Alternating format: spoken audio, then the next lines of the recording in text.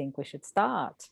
Well, good afternoon, everybody. Once again, thank you to the Sarajevo Film Festival for inviting me this year to curate these talks. My name is Paula Alvarez Vaccaro. I'm a producer and a scriptwriter. I'm the head of Pinball London, a production company based in the UK.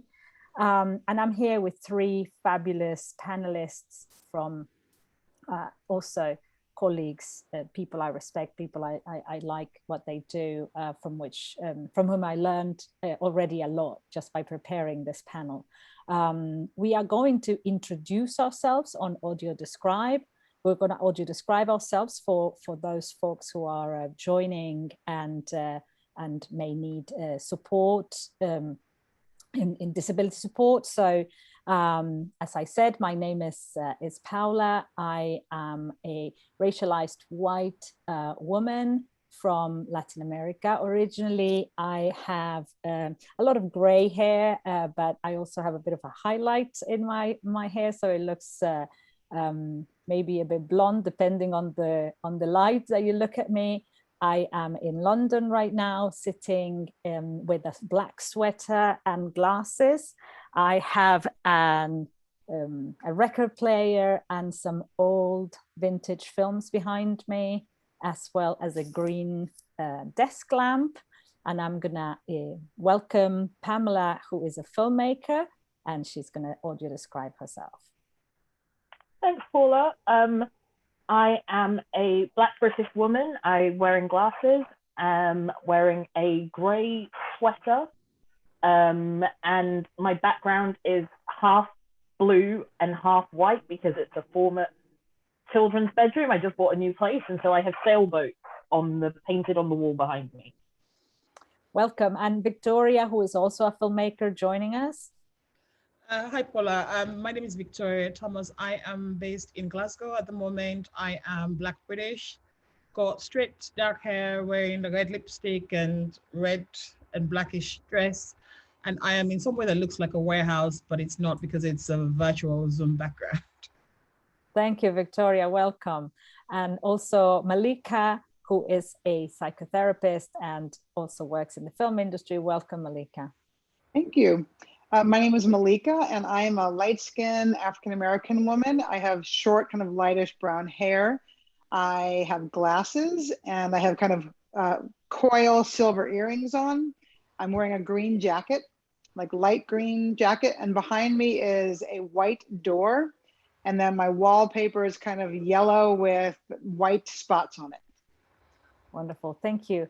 And thank you again for joining into this conversation, which I think is a vital conversation that we're never having enough of, personally. And I think that, or I hope that this panel really opens up the possibility of having these conversations in every single event that we do, because there is so much that we need to share. There is so much taboo around mental health. There is so much that we take for granted, and so much that we naturalize or have naturalized on how the industry works, that I think starting and picking certain experiences and point of views is just the beginning of the conversation in a way. So I would invite you, Malikkah, to help us frame this conversation today, because as filmmakers, and also that I have to excuse Rebecca Day, who was also going to join us, who's also a psychotherapist, but she had her baby. She was pregnant, she had a baby, and I think that walking the walk means mental health panel, mental health, body health, life health implies that she's with her baby as she should be. So sending her our best love, congratulations, and already thanking her for making this panel possible as well, because I met Malikkah through Rebecca. So thank you, Malikkah, for framing this conversation, if you can, and how we're going to walk. Yeah. So we really want to talk about what are the most effective ways to create a healthy working relationship as a filmmaker, especially focused on one's mental health and one's well-being. So part of that has to do with how you take care of yourself, how you respect yourself, how you view yourself. But also part of that is how you interact with the people both on your team, These are people that maybe you choose to be on your team, but you also may have to work with folks who you don't necessarily choose, like a funder, for example. So how do we as filmmakers do the best we can to create the most healthy systems for ourselves as filmmakers to protect our mental health? Then, of course, on the other end, what do we do when maybe the larger systems are not working in our favor and maybe they actually harm our mental health? What do we do even when there are people within our film community, or rather working on their project, who are also maybe not treating us in the most kind and respectful ways? How do we manage that with our mental health in mind?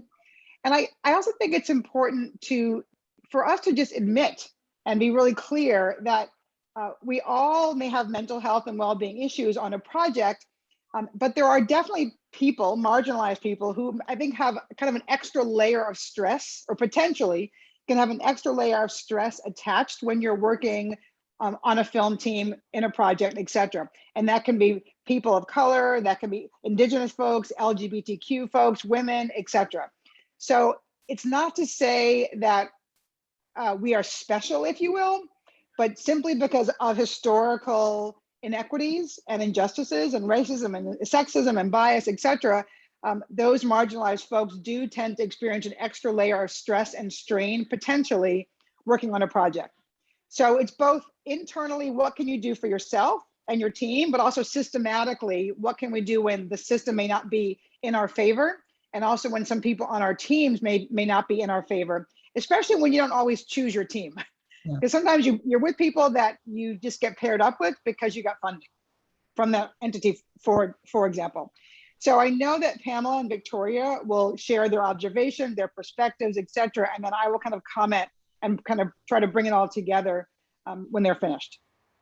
Absolutely. Thank you so much, Malikkah. Pamela, I wanted to invite you to tell us your observations, yes, your point of view, let's say, as a woman of color, having working relationships, being in working environments where, like most of the film industry, we are dealing with mainly male, mainly white or racialized as white and people. And that creates like a whole different experience for someone who is not the template or what's considered the centered person, let's call it. So could you share with us a bit of your own experience from your point of view? Yeah, sure. So one of the things that in the chat that we had before doing this panel was talking about, like, for me, so my background is sales and distribution. I've always worked for sales companies or I've always worked for sales agencies, either smaller ones or like small independents or larger studios. And one of the key things that I definitely have found is that a lack of boundaries seems to be like prevalent all over the place, expecting to work really long hours, expecting to be available all the time, at any time, regardless as to what else is going on in your life. I've had to almost miss funerals before because of having to be in at work. And dealing with the power dynamics of, if your boss calls you out of hours and something is happening in your life that is quite personal that you may not want to share, how do you balance that? How do you? It's somehow like. Sorry, I just heard my gate go, and I'm a little bit concerned that someone has come in. Oh no, sorry. We don't want that. Do you want to check? No, it's fine. It's fine. Oh, good. I was going to say, it's almost like if you don't, if you put those boundaries, there is a culture that implies that you're not embedded enough. A team player. Yes, you're not a team player. And then there's that, and then as a black person, for me, I can only speak for myself, but as a black woman, I didn't grow up in like a drinking culture. My parents don't drink. We never went to the pub. That's such a huge part of the industry and how it socializes, especially in the UK. I don't think there's some stereotypes that, are true for a reason. We love the pub. People love the pub. But you can be seen as not being a team player because it's just not something that's part of my culture. I don't drink. And so little things like that, and you're just very aware of it. I always felt that I needed to step up and like make a show of doing certain things, like making sure that I'm there regardless of whether I'm drinking or not. Performative, you know, like you're not really being yourself, it's performative. That is a really good point, actually, because it's almost like somebody has decided to hijack what British culture is and has decided that the pub is more British than what you do. And that is creating this hierarchy of who is being centered at what is allowed and what is what is the real thing and what is the accessory to the culture, right? In a way. And do all of that and still be in the office at 7 a.m. to answer all of the calls. And it's quite a lot of stress and pressure on positions that actually aren't responsible for very much. Victoria, you are based in Scotland, and I would imagine you also experience some of this. And what is how do you view this centering of which part of culture, and where do you stand in this? I'm based in Scotland, but I also found myself kind of working quite exclusively by coincidence in international co-productions, largely between continental Europe and sub-Saharan Africa. And of course, I came into the industry after being a lawyer in corporate finance, and then sort of went down the film school route. Worked as a producer for years and then moved into writing and directing. So I have kind of seen it from 3 different points of views that are all just as important. I mean, film schools we know can be very triggering places, largely because of the curriculum and the canon which does center a particular culture. And the criticism doesn't always allow for, I guess, the non-white straight male point of view, because that's not necessarily the films that make up the majority of the canon or the academic writing around it. And so now, being a lecturer in a film school, I was very proud to see this generation of students questioning the curriculum and forcing the film schools to decolonize the curriculum, which is happening. But at the same time, I have colleagues who you can see are resisting this because these are things that they consider classics, and they are struggling to accept that it's problematic, or that people from different backgrounds who are probably portrayed in very insensitive ways in this content can find that material triggering.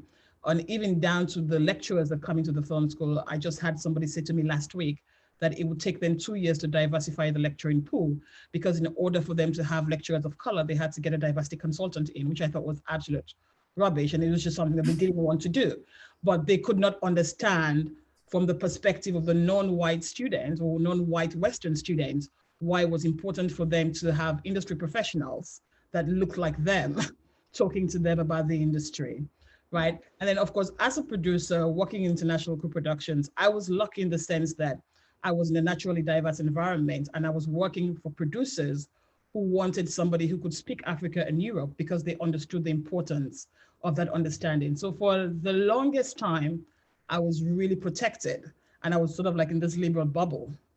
And then I came into being a writer-director and having to work with producers where it did not necessarily matter to them, and they could not understand why the crews needed to be diverse.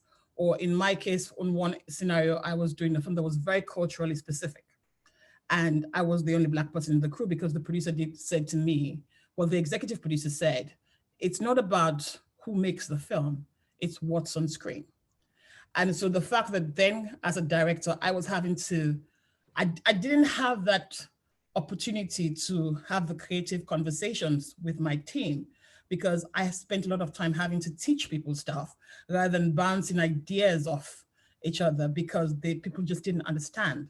And then we had people who didn't understand but did not accept that they didn't understand, and wanted to go ahead and do things like dress Muslim women in kimonos, but could not understand why that was upsetting for me, because I still remember the costume designer waving her fingers and telling me it's all flavor, and she couldn't understand that it was offensive. And so then when you're in a minority in that situation, how do you call that out when that costume designer is protected because they're friends with the producer? And as a Black woman, you're always very aware of the fact that if you speak up, you then get labeled angry and stroppy and aggressive. But then as a director, you also want to make a really good film. As a Black female director, you're also aware that you're not really allowed to make that many mistakes. The film comes out and it's not particularly great. You get blamed in an environment where you had no power. And then you go to the financiers above these people. But then if the executives are also not a diverse pool, they also don't understand the cultural nuances of your work.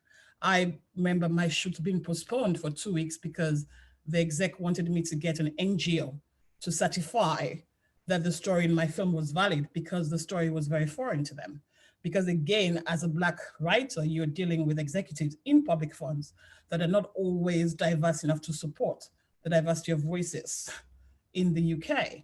So rather than focus on the film and the creativity, you are having to juggle so many more different things than some of your white colleagues. Like in my case, I was very lucky to have allies, largely because I had been a producer for so long.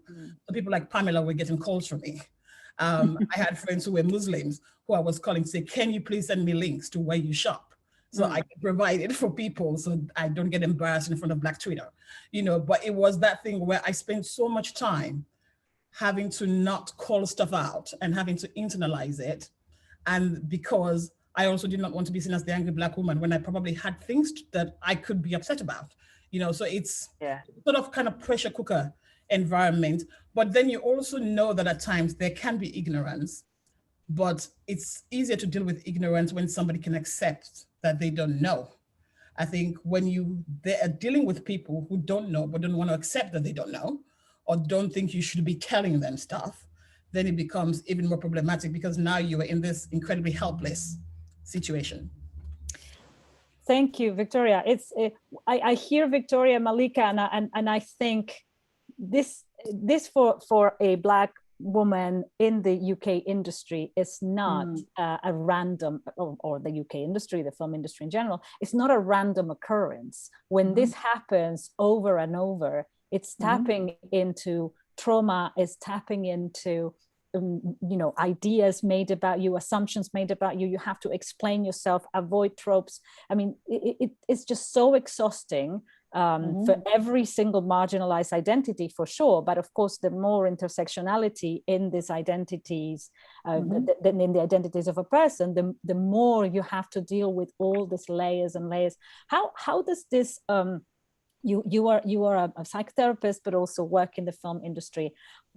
When you do consultancies or when you work with filmmakers, how can this be tackled from the BIPOC side? Because on the other side, unless there is a real change operated by the industry, BIPOC people cannot do much, but do something to care for themselves.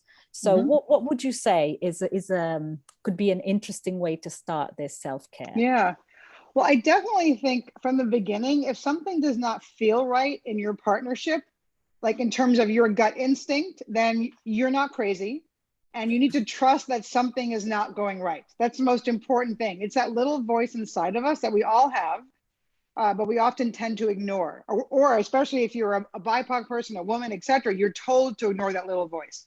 So really important to acknowledge, all right, something is not feeling right. I'm not being treated properly. My story's not being treated properly.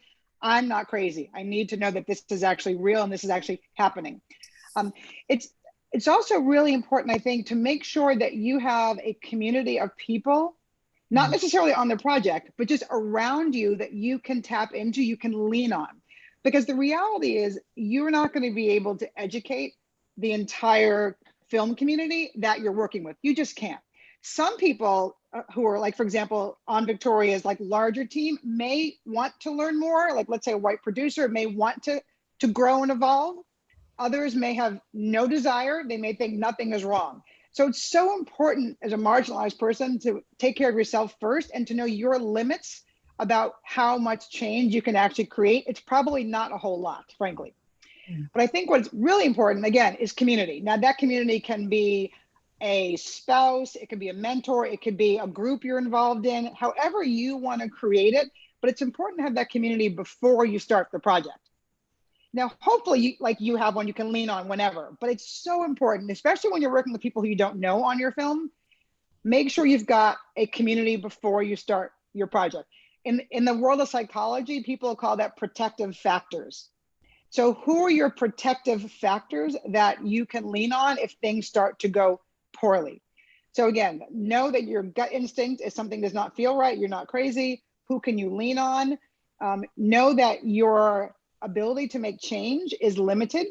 I also think, lastly, it is so important. It's hard. This is not easy, but it's so important to create your boundaries from the beginning. Now, I know Pamela was talking about how she may get a call from a boss early in the morning, or have to miss a funeral or something. I actually think secretly, people in power especially will respect you more if you set your boundaries from the beginning of the relationship. Now, they may try to push those boundaries, but part of your job is to keep reasserting those boundaries.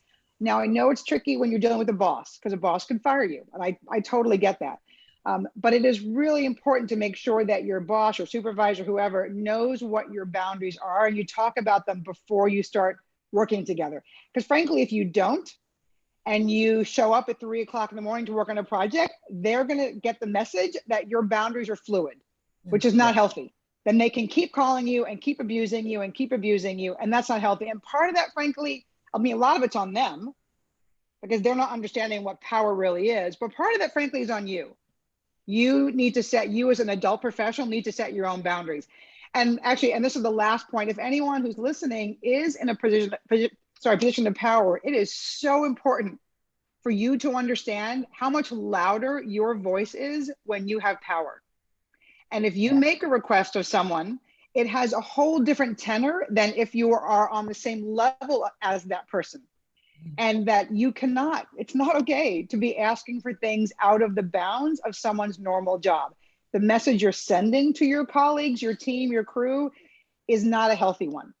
And again, your voice is louder than anyone else's because you're in a position of power. It is so important to know the seat that you sit in with the title that you have. Absolutely, thank you. While Malikkah was talking, I remembered, Pamela, that you also did work on Time's Up in the UK, and if there is a space where you deal with power, right, and power imbalances, what was your experience as a woman of color in that space of your career, and what you experienced there?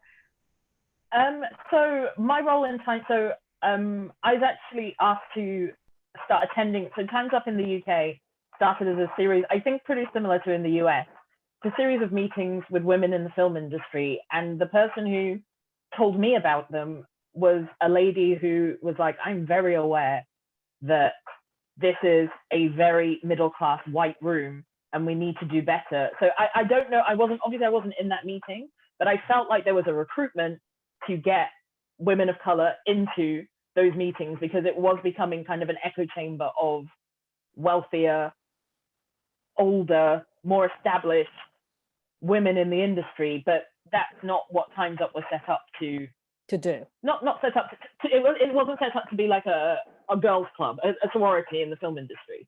It was set up to address the imbalance. Mm-hmm. In the UK, my role in the UK was voluntary, and it's chairing the Women of Color group. Mm-hmm. But even that in of itself, and its conversations that the pandemic kind of put paid to a lot of work we've been able to do. But one of the conversations we've had is that the fact that there's even a Woman of Color group is kind of inherently racist in of itself, because all the other working groups within Time's Up are directors, agents, actors. Well, we're all of those as well. Like, we do all of those roles as well. So there is that's been looked at. So because sometimes there's this of color umbrella that is put there as if it's separate to the job that we're doing. Like, no, I'm still a producer. I just happen to have brown skin. Yeah. It doesn't have anything to do with my ability to produce a film. Absolutely. And this is where when we talk about diversity and inclusion, and someone was saying to Victoria, it doesn't matter who makes the film. What matters is what's on screen. It's actually, yes, it does matter, because in your identity, you are bringing to your job who you are as a full person, and it's not the same to just make it appear as if it's diverse from the story that you're telling alone, right? Yeah, no, 100%. And as a producer, for me, Victoria and I happened to be shooting around the same time, and we were funded by more or less the same funder. And we had very, very different experiences.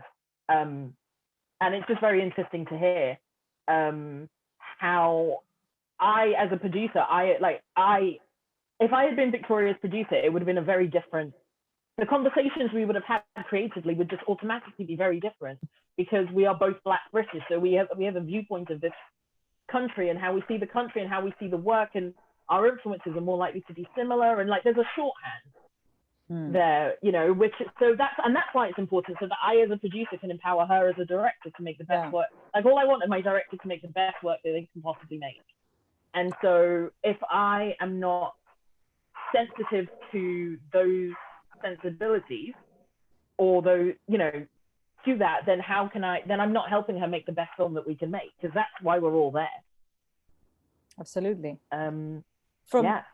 From the experience that you were sharing just now with us, Victoria, where you, of course, are talking about, you know, racist, sexist, you know, all the package, unfortunately, that led to the lack of focus at times, that you had to really focus 3 times more because you were being pulled in so many directions. I'm sure you were angry at times, and you know, people were trying to silence your voice or giving you self-doubt that made you either question if you were right, or somebody was actually, which is, you know, this experience of calling gaslighting somebody. Do you feel and Pamela, please chip in if you like on this. Do you feel that there is an accountability that is possible for this kind of abusive behavior, really, in the industry, and how can we look at that if there is no accountability? Not unless you're willing to be held accountable, right? So, like, I remember having these conversations with my production designer. So, like, that's a perfect example of somebody who was willing to learn. And I said, oh, because we had to do something as simple as create like family photographs. And now I was hyper aware of the fact that Black families don't feature that much in photo libraries. And so I was sort of kind of pushing for these photographs to be done earlier, because in my head, it was going to be a struggle to find this photograph. So we might need the actors to help us with their childhood photographs. But it never occurred to me to really explain why I was asking for us to do it 4 weeks earlier rather than 1, because I just assumed that she would know that it's hard to get Black families in libraries. And she was kind of digging her heels in and didn't really do it until the week before. And the week before, she was struggling. And then I was saying to her, but the photos are hard to find. And she was like, it never occurred to me, you know. And so, but then what then happened was that the 2 of us then walked through how to fix that problem. And she was then saying to me, this project has taught me so much, because I just took it for granted that I could just go to places and get all of these things that I'm used to getting on these projects. But it just made me aware that a lot of the projects I've been working on did not have Black actors, right? Then there was somebody else on the team who, when they made the mistake, we could not even say to them, you've made a mistake. Because what they then did when it was highlighted that they had made the mistake and gaslit like most of the cast and crew, was to try and weaponize her privilege. You know, there's a reason why nowadays it's almost an embarrassment to be called Karen, because there's a stereotype of a woman that's been made fun of in popular culture. Because again, a lot of the times when we talk about diversity and marginalization, people are so comfortable now blaming straight white men, right? It's everybody's talking about white men. How do we diversify the place and just remove the white men? But we also forget that from the perspective of some women of color, some of the biggest gaslighters are not white men, they are some white women, you know, who are very aware of their white privilege and can weaponize it the same way some white women can use their privilege to be allies. So I think the accountability comes from it's a very personal thing. You know, like in my case, I was just going like, okay, now I'm going to set boundaries. Now that I see what I'm dealing with, I've got to set boundaries. And I remember one of the execs was kind of like, it seems like you're intent to punish.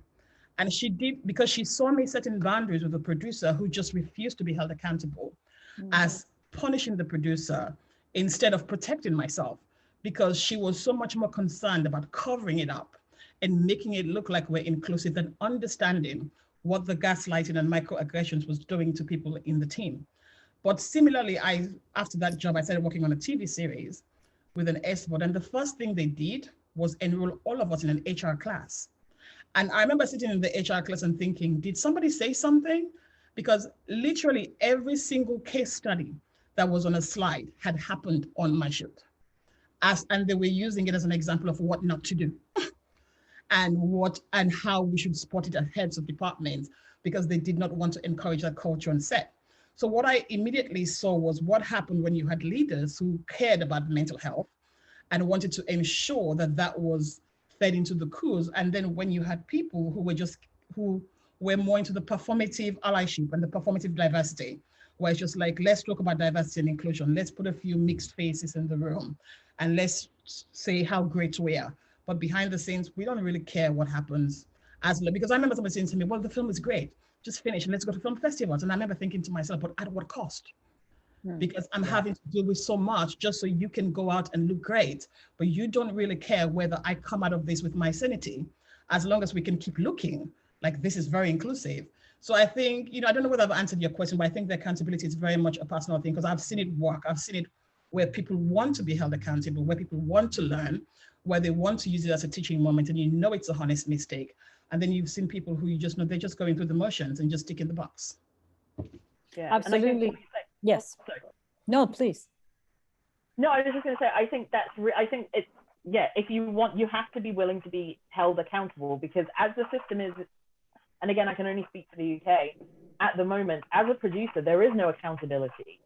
Like, it is the Wild West. Like, that's, again, but coming from a more corporate background, what I try to do as a producer, and definitely all the skill sets that I've acquired from my corporate job, I try to implement in as a producer, as an independent producer. And some of it is really simple, paying invoices on time. That's a big one. Like, if you're hiring, everyone's a freelancer, pay people on time. But especially managing people is a skill. Like, it's not something we're born with. And one of the biggest things for me that changed how I working with people who you don't get along with, because my dad always says, I'm here to work. You're at work to work, not to make friends. So he's like, can you work with that person? Great. That's all you need to be able to do. You don't have to be their friend. And that's a bit easier said than done, though. One of the things, HR management programs and people management programs have been the thing that I think make me a better producer. Understanding that other people view the world slightly differently to me, and so what I'm trying to say, learning style, those are the words that I wanted to use. So how I absorb information and give information may not work for somebody else, for everyone. So I need to figure out who I'm speaking to and what's the best way to communicate with them. And that completely changed my corporate working life, from dealing with people, especially people on a senior level who I found that I was butting heads with, to realizing that actually we're really similar. And so I need to approach them at a different angle in order for us to be able to work together and work together well. And it was just, there's no way I would reach that conclusion on my own. So I definitely think that there is more that, especially as in Europe, we have public funders, which doesn't exist so much in the US. I think it definitely should be something that is done for training for producers, how to manage people and deal with problems. Because if you don't know if someone comes to you and says, this person does this, and you don't know how to deal with it, sometimes it's not that people are horrible, it's just that they're panicked and they don't have the tools to handle the situation properly. Absolutely. Malikkah, we've been talking a bit more about this. I mean, this panel is probably representative of other festivals as well, trying to put together this type of conversations. Not enough. We need to definitely continue. But do you see it from your professional perspective? Have you seen more of an interest, either from festivals or companies, studios, that there is, wider policies, protocols, best practices, accountability? Are companies asking for change? Do you think this is real? Do you get requests to implement frameworks that were not there from before? Yeah, I think it very much is a case by case basis and depends on the companies. I think in the States, at least, there are some entities that are going through like self-questioning because they think they have to now, because I mean, frankly, when George Floyd was murdered, a lot of the tides changed. So there's definitely some, I think, performative questioning and evaluation that's going on, which is a shame because performative doesn't really hit the level of depth or authenticity that we need. But I also think there are entities and individuals who are genuinely wanting to self-examine and to evolve and to change. So part of what we in the documentary community, for example, are trying to do based on our like many years of experience with this is to really elevate the conversation around mental health. So I'm involved in a new initiative called Documentality. I'll put the website in the chat in a moment. And it is a new organization made up of a couple psychotherapists, myself and Rebecca, and a couple other filmmakers. And our intention is to normalize the conversation about mental health and well-being within the documentary industry, and to provide best practice guidance and information for documentary filmmakers. Now, I think at some point, this entity could really explode and expand to the narrative world as well, because it's not like there's only mental health issues for documentarians at all. Of course, it's across the board. And speaking of that, I want to go back actually to something Pamela was mentioning before, which is this, unfortunately, the film community doesn't really have standards and protocols around human resources. That and now, and the field of HR is huge. You have to do everything with, like, from health insurance to what Victoria was talking about, which was she actually got management training.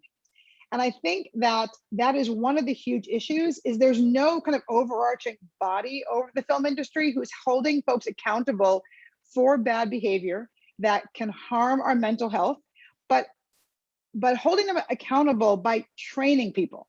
It is so important to give basic I mean, this is like kind of a first step, basic management training, how to manage other people, especially how to manage other people across cultures, or across genders, or across gender orientation. And unfortunately, we may have a big corporation or an institution that has an HR department and gives that naturally to new employees, but we don't have an overarching body for the industry.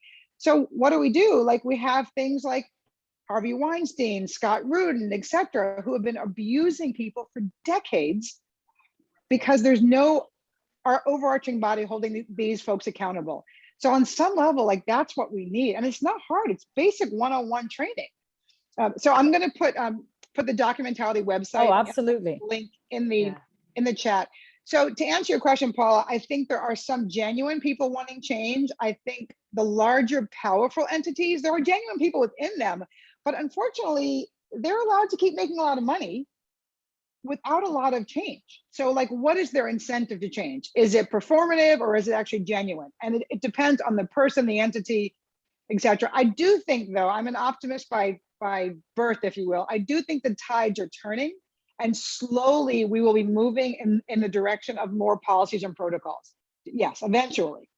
Well, for starters, we are talking, and this is, I think, part of the journey, right? And the other thing I would say is definitely we need protocols, because of course, when you see a Harvey Weinstein coming through the headlines, it's very quote unquote easy to identify it, but the main issue here is those nuanced cases that are that are covered at times even with niceness, and then we end up debating intentionality. I remember a wonderful trainer, Nova Reed. I have to say her name because she's made a big difference in the way I think some of these things. Said one time, when you go out and you are in a shopping center, if you actually crash somebody's car, you never left your house thinking, I'm going to go to the shopping center and crash a person's car.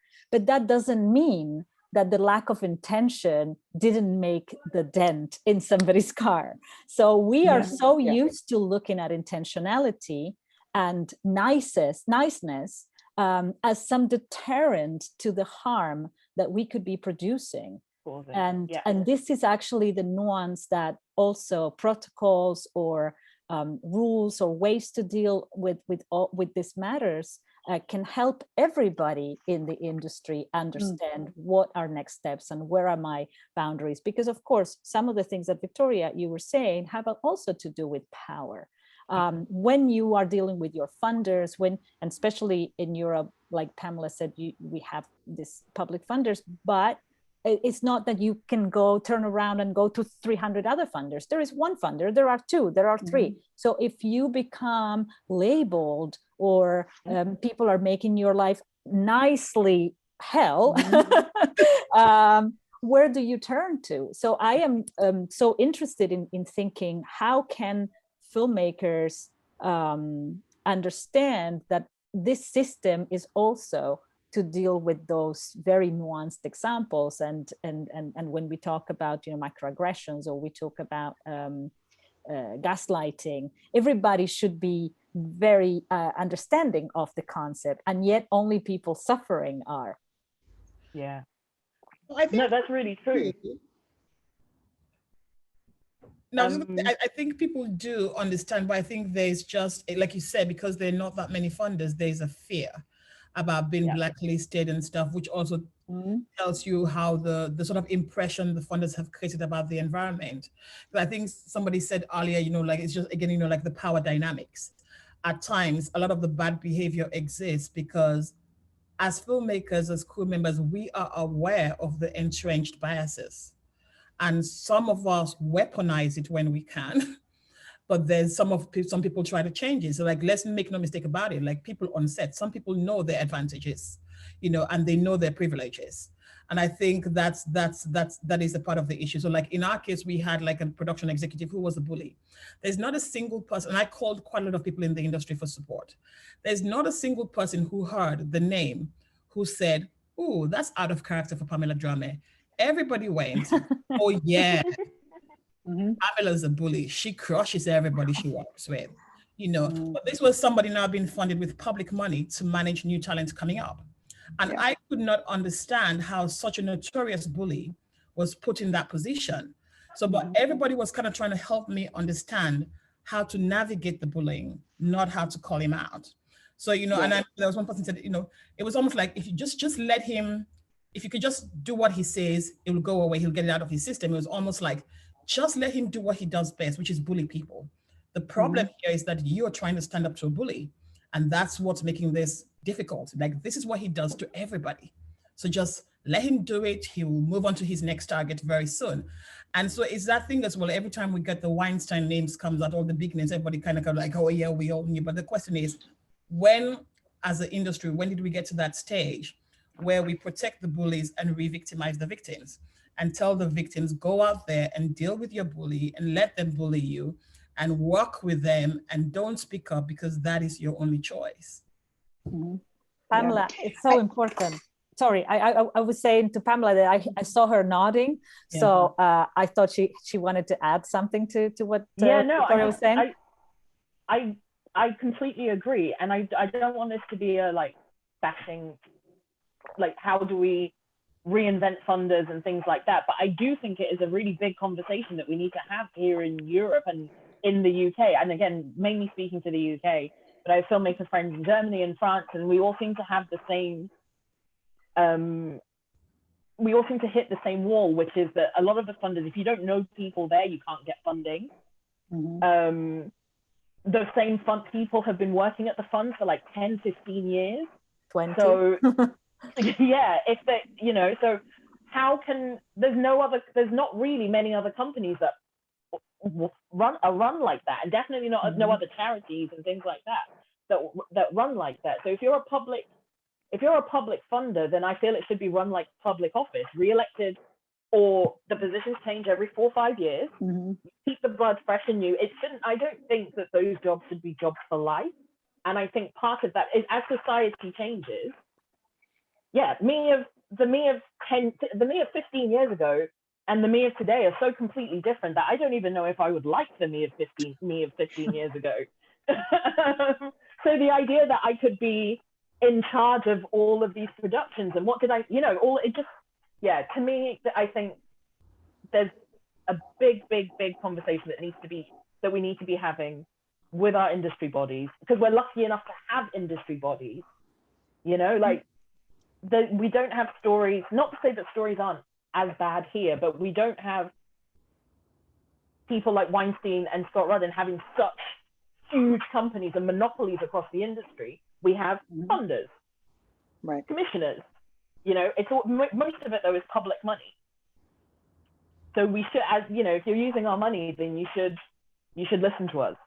Like, it's our money. So if they do, and I think that would trickle down though. It will trickle down into how productions are run. We have the BFI and diversity standards, for instance. So why could not a management training go along with when you have to fill in your diversity standards? Like the structure is kind of already there. So let's start implementing it. Yeah. But I think what's really important too, Pamela, is that you by yourself, Victoria by herself, Paula by herself, you're going to hit your head against a wall in every sense of the word if you try to make this change by yourself. Yeah. Luckily, I mean, sadly and luckily, there are probably so many people, your colleagues in the UK, who've experienced this, that when people band together against injustice, that is when change happens. Historically, that's just how change happens. So I also really want people who are listening to understand that you're not by yourself, you're not alone, and it's so important to get together and create whatever you can create to help make these positive changes so bullies are no longer allowed to interfere, because you're artists or producers. Your job is to get a film done. Your job is not to be abused. Your job is not to like deal with microaggressions coming at you. Your job is not to navigate around an abuser. Now, I know that's the reality. I get that. Yeah. But the change will only happen by folks of like minds banding together to stand up for what is right. I mean, unfortunately, that's the world we live in, but that's only going to be what happens. I don't want Pamela and Victoria to walk away thinking this is on my shoulders. I mean, it's not, but I'm just giving you as an example. Because, I mean, talk about harming your mental health. I mean, that is just brutal. You can't be thinking that. You cannot do it by yourself. No.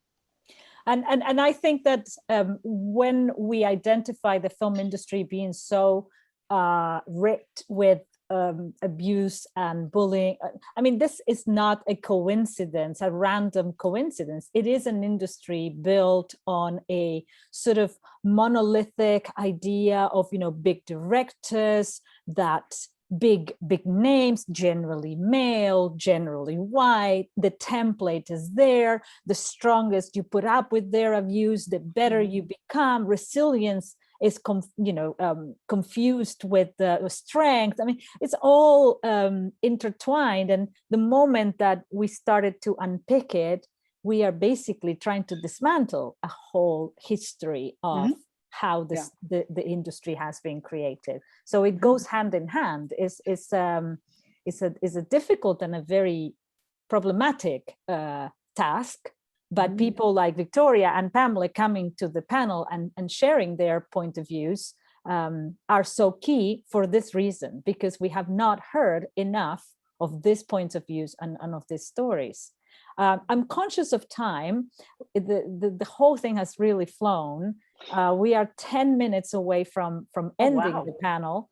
So I am going to see if I have missed any questions. I saw a question around there. If you have any questions, please do put them in the Q&A chat or in the chat. I'm going to read them both. Somebody's asking to recommend reading material around communication, setting boundaries, negotiation, mediation in the context of film productions. Whoa, and thanking for the conversation. I think Malikkah has shared two links, actually, one about documentality that I'm sure will lead to some resources, and also about the Better Together Summit, which was an event that happened in May 2021. Where you can dig deeper. If you go to that link and go to the organization, you can find out more about some of the resources, because actually this summit was sponsored by a lot of very famous media organizations, and I think they hired 4 or 5 therapists who work in the industry to put together like this toolkit. So they have a really interesting toolkit, and it's mainly for narrative filmmakers. So you can dig deeper from that website. But even though it was back in May, they still have resources on their website. Absolutely. I don't see a lot more questions coming in, so I'm just going to bring a bit of a summing up of what we discussed, just to make sure we don't forget what we discussed today. We were talking about having systems of support, remembering that there is strength in unity, there is strength in community. Also, we discussed boundaries, which is a big part of the problem in the industry, but also boundaries that we have to set ourselves in order to set boundaries for the industry, unfortunately. And that sometimes can be a bit difficult because of the power dynamics that we mentioned, and also because it's not up to us to change what we cannot change, to control what we cannot control. We can control what we do with ourselves, but of course, if the power dynamics is so unequal, it can leave us in a very vulnerable position. So hopefully there is community where we can go to. I think I didn't forget much, but I will let you, Pamela and Victoria and Malikkah, to give us your summing up as well to close the panel. Victoria, please. Ooh. I mean, I think it's great that the conversations are happening, but I think we also have to kind of obviously move beyond the conversations and take action. I know that in my case, what I have found incredibly useful is having a network of support and allies.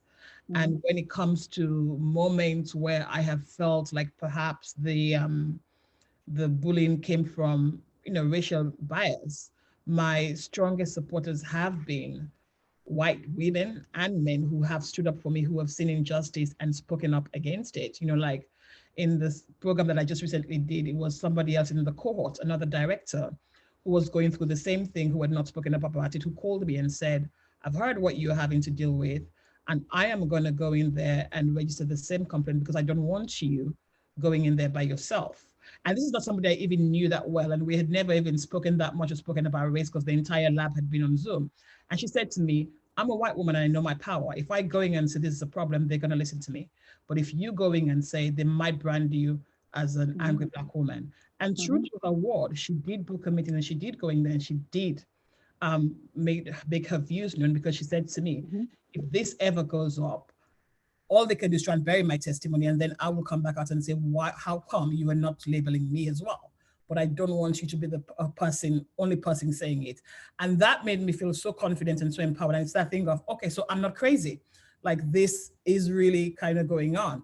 But in my case, it's just really I've managed to have some really strong allies that have kind of taken me through, and I remember the whole time, even when I was calling Pam for support, I was saying, what is it like for the new people coming in? Because I probably have this support because I've been around long enough to have my own network of support. But what happens when a younger Black girl is coming into the film industry? She is alone and she's having to deal with all of this. And she does not have the support or the confidence to come forward and call some of these things out. And then we keep on talking about the turnover and the fact that we're not retaining people from underrepresented backgrounds. Is this some of the reasons? Because people just kind of feel like we can't continue like this, so I'd much rather quit. So the thing is, how do we, because like the film and TV charity, it was the first time I ever had to call them because the bullying got so bad. But as much as they were supportive, there was nothing they could do other than record the testimony for research. And it's like, okay, so me being bullied has to be more than research for the government. You have to be able to intervene on behalf of the cause, because there's no good telling me this happens all the time. You're not alone, you're not crazy, now go back to work tomorrow, but I hope you feel better because now you know you're working in an environment that's really messed up.